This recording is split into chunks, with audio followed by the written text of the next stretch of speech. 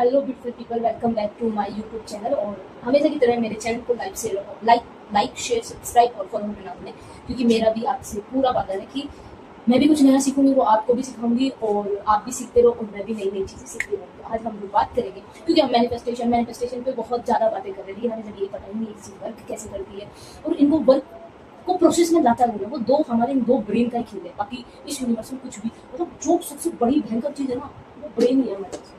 और वो ये दो ब्रेन है, एक ही हमारा सबकॉन्शियस माइंड है और एक ही हमारा सबकॉन्शियस माइंड है। आप देख रहे होंगे इसमें मैंने बहुत ऐसे ऐसे कर रखे हैं, मतलब मैसी सा बना रखा है, इसको मैंने बहुत स्मूथ बना रखा है।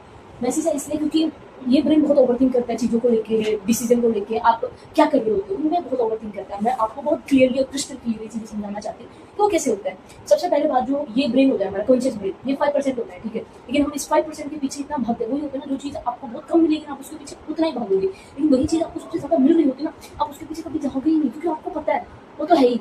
लेकिन आप हमेशा ध्यान रखना, 5% ही है, ठीक है। ये आपकी होल रियलिटी नहीं है, ठीक है। ये आपकी होल रियलिटी बन भी नहीं सकता। जो ब्रेन है वो ये है, आपकी पावर, आपकी सब कुछ ये ब्रेन है, ये ब्रेन वो नहीं है। ये ब्रेन आपका, अब मान लीजिए मैं आपको इस बार ब्रेन को समझाने की कोशिश करती हूँ, आप समझने की कोशिश कीजिए। आप कुछ भी चीज़ खरीदना चाहते हैं या कोई भी डिसीजन लिया कि मैं गाड़ी खरीदना चाहता हूँ, ठीक है।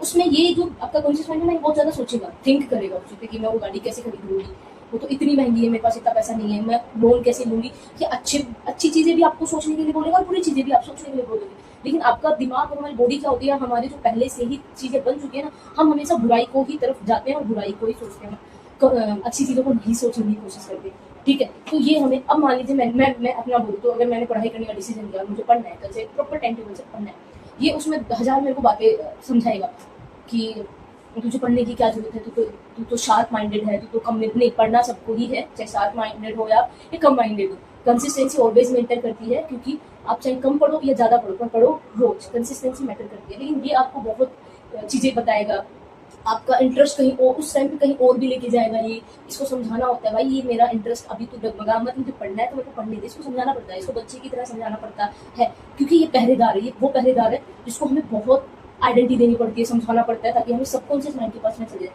और जब इस माइंड में हम पहुंच गए ना, तो पूरी रियलिटी जो है हमारे अकॉर्डिंग हो जाती है। जैसा हम चाहते हैं जीवन वैसा हमारे लिए बन जाता है, जैसा हम बोलते हैं वैसा हमारे लिए बन जाता है। तो पावर ऑफ वर्ड भी समझो कि आप कैसे वर्ड अपने आप को बोल रहे हो या सामने वाले को बोल रहे हो, इन सब चीज़ों पे बहुत ज़्यादा ध्यान रखा जाता है।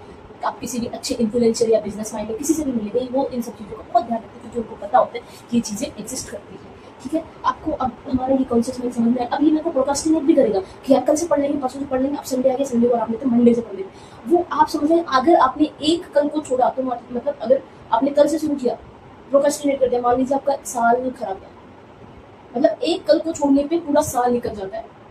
प्रोक्रास्टिनेशन इतनी गंदी चीज़ होती है। तो जो भी चीज़ आपके दिमाग में अभी आई, उसको तुरंत अभी कर डालो।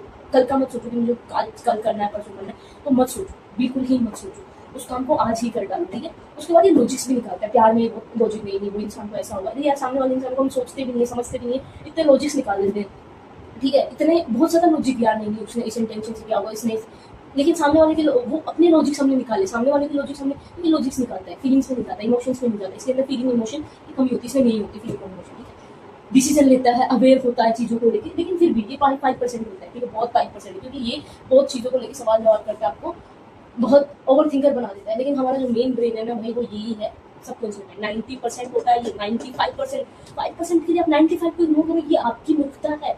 ये फील करता है, आप मेरे से लोग पूछते हैं पढ़ाई करने का मोटिवेशन कहाँ से आता है, मोटिवेशन भाई आपको अपनी फीलिंग से आता है। मुझे फील होता है जब मैं गवर्नमेंट ऑफिसर बन जाऊंगी, मैं क्या क्या काम कर सकूंगी, मैं लोगों के बीच साथ सकूंगी, मैं लोगों को समझ लोगों को क्या समस्या है, मैं गवर्नमेंट की थ्रू उनकी पूरी करवा सकती हूँ, जहाँ पे मुझे गवर्नमेंट की थ्रू अथॉरिटी मिलती रहेगी। तो सब चीज़ें क्या होगा, फील होता है, वही रियल मोटिवेशन होता है। आपको कोई गाड़ी चाहिए, आपको कोई घर चाहिए, आपको अच्छा रिलेशनशिप चाहिए, आप कुछ अब गाड़ी को फील करो, यार मेरे पास वो गाड़ी होगी, मैं उसको ऐसे ड्राइव करूँगी, मैं फर्स्ट टाइम अगर मेरे पास वो गाड़ी होगी तो मैं किसके, मेरे फर्स्ट टाइम उस गाड़ी में मैं मेरी कोच पे किसको बिठाऊंगी, मैं फर्स्ट टाइम उस गाड़ी को कहाँ लेके जाऊँगी, ठीक है। वो सब चीज़ फील करो, मैं शोरूम में जाऊँगी तो उस गाड़ी को मैं तो वो पर्दा उठाऊंगी तो कैसे लगेगा, फील करते हो, फील ही आपका रियल मोटिवेशन होता है, और कोई मोटिवेशन नहीं होता, वो फीलिंग भी है। और वही फीलिंग आपको उस पर्टिकुलर थिंग को लेके आपका बिलीफ स्ट्रॉन्ग करती है, आपकी विल पावर को स्ट्रॉन्ग करती है। एक अच्छा रिलेशन